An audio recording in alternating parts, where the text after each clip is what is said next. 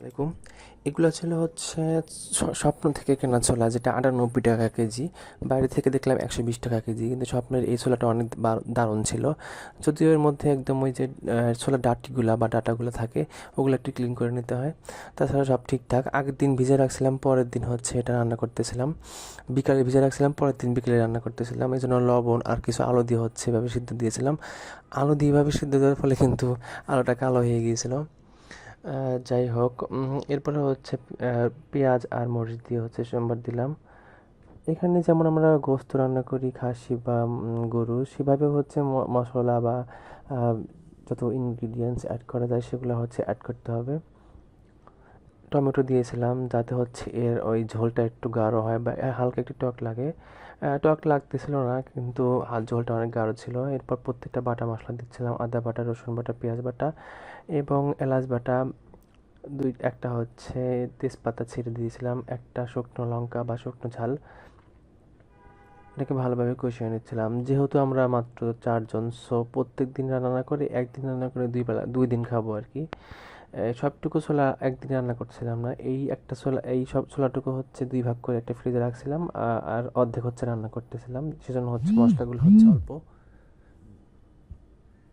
একটু জিরা আর হচ্ছে একটু কালো জিরা দিয়েছিলাম, যাতে এগুলো দাঁতের নিচে পড়লে ফ্লেভারটা একটু ভালো আসে।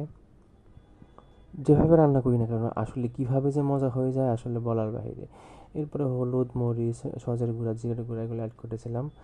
আমরা যখন তাবলিগ জামাতে গিয়েছিলাম তখন আসলে আমরা ওইভাবে প্রপারভাবে রান্না করা শিখতেছিলাম বা পারতেছিলাম না, কিন্তু তারপরে যে কীভাবে মজা হয়ে যেত আসলে বোঝা মুশকিল ছিল।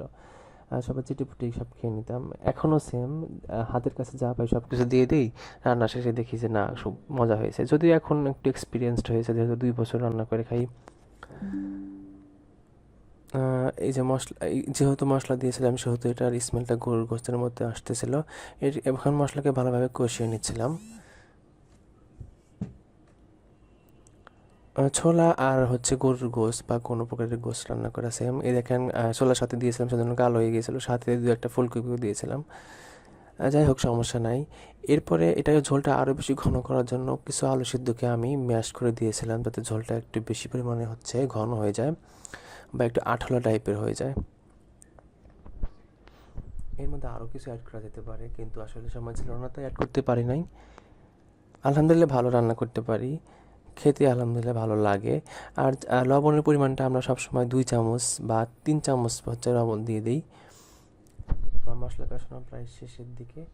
আর আমরা অনেক বেশি তেল কম খাই, এটা নিয়ে অনেকে বলে এত তেল কম রান্না হয়। হ্যাঁ, হয়তো আমরা তো খাচ্ছি, 2 বছর হলেও খাচ্ছি, কোনো সমস্যা হয় না আসলে।